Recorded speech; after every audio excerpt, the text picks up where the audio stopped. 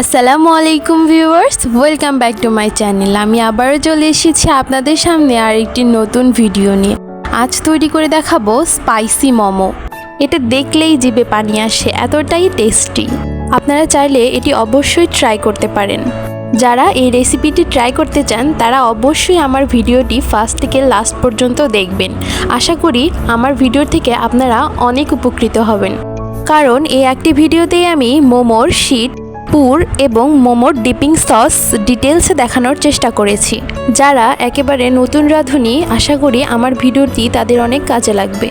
প্রথমে মোমোর শীট তৈরি করে দেখাবো।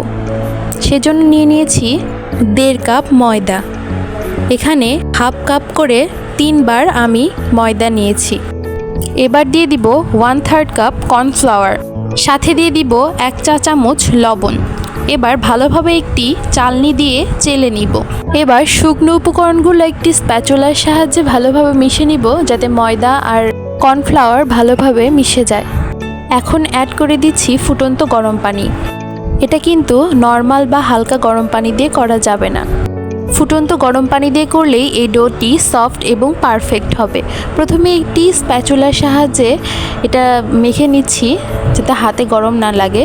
তারপর এভাবে হাত দিয়ে খুব ভালোভাবে এই ডোটি মেখে নিতে হবে। সম্পূর্ণ পানি একবারে দেওয়া যাবে না, অল্প অল্প করে পানি দিয়ে এই ডোটি মেখে নিতে হবে, যাতে সফট একটি ডো তৈরি হয়ে যায়। দেখতেই পাচ্ছেন ডোটি আমার হয়ে গেছে, কতটা সফট লাগছে। কিন্তু এই ডোটি এখন আমি 1 ঘন্টার জন্য রেস্টে রেখে দিব, যাতে আরেকটু সফট হয়ে যায়। এখানে আমি মুরগির বুকের মাংস নিয়েছি। এগুলো কিউব করে কেটে নিয়ে আমি এখন একটি ব্লেন্ডার জগে দিয়ে দিব এবং বাকি উপকরণগুলো ব্লেন্ডার জগে দিয়ে দিয়েছি। দিয়ে দিলাম কয়েক কোয়া রসুন আর কিউব করে রাখা 5-6টির মতো আদা। এবার আমি আমার ঘরে তৈরি করা সয়া সসটি দিয়ে দিলাম। এই ডার্ক সয়া সসটির রেসিপি ডেসক্রিপশন বক্সে পেয়ে যাবেন। এরপর দিয়ে দিলাম 1 চামচ কালো গোলমরিচ গুঁড়ো। এবার সবগুলো উপকরণ একসাথে ভালোভাবে ব্লেন্ড করে নিব। এরপর বাকি উপকরণগুলো একে একে দিয়ে দিব। প্রথমেই দিয়ে দিলাম 1 কাপ পেঁয়াজ কুচি। এখানে আপনারা স্প্রিং অনিয়ন দিতে পারেন। এরপর দিয়ে দিব কাঁচামরিচ কুচি।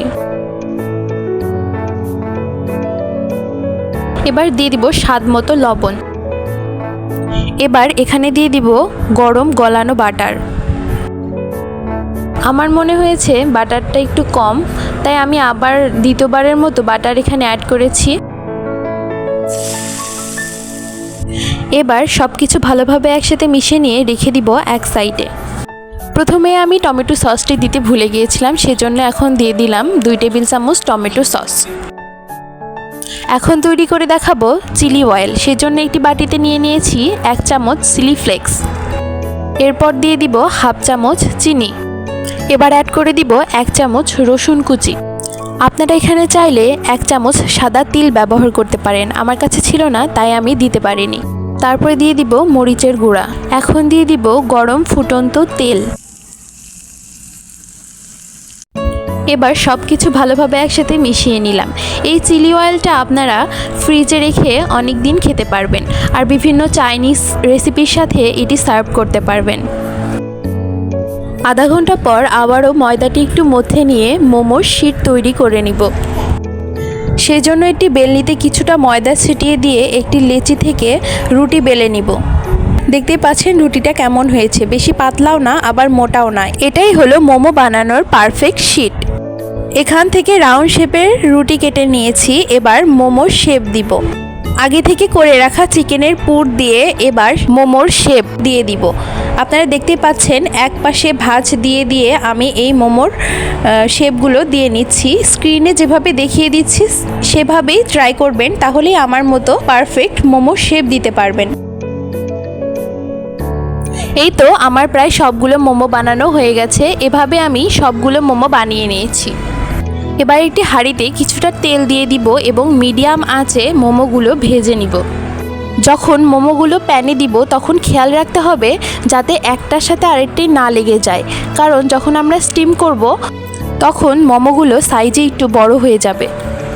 30 সেকেন্ডের মতো মোমোগুলো ভেজে নেব, যাতে মোমোর নিচের অংশ ক্রিস্পি হয়। এবং তারপর দিয়ে দিব হাফ কাপ পানি। এবার ঢাকনা দিয়ে ঢেকে অপেক্ষা করব 5 মিনিটের মতো। এ পর্যায়ে চুলার আঁচ লো হিটে রাখতে হবে। এই তো আমার মোমোগুলো তৈরি হয়ে গেছে। এবার আমি নামিয়ে নিয়ে সার্ভ করব। দেখতেই পাচ্ছেন নিচের অংশটি কতটা ক্রিস্পি হয়েছে। দেখুন আমার মোমো তৈরি হয়ে গেছে, আর দেখতে কিন্তু অনেক সুন্দর লাগছে আর লোভনীয় লাগছে। কম বেশি আমরা সবাই মোমো খেতে পছন্দ করি, কিন্তু মোমো বানানোর ঝামেলার জন্য আমরা ভয় পাই। আজকে আশা করি এই রেসিপি দেখার পর মোমো বানানো অনেকটা ইজি হয়ে যাবে। আর এই চিলি সসের সাথে মোমো খেতে কিন্তু দুর্দান্ত লাগে। আপনারা যারা এই রেসিপিটি ট্রাই করবেন তারা কিন্তু কমেন্টে জানাতে একদম ভুলবেন না। আশা করি আজকের রেসিপিটি আপনাদের কাছে সহজভাবে পরিবেশন করতে সক্ষম হয়েছি। এই তো এই পর্যন্তই। আপনারা সবাই আমার জন্য দোয়া করবেন আর আমার চ্যানেলটিকে সাবস্ক্রাইব করে রাখবেন। ভালো লাগলে লাইক দিবেন। আল্লাহ হাফেজ।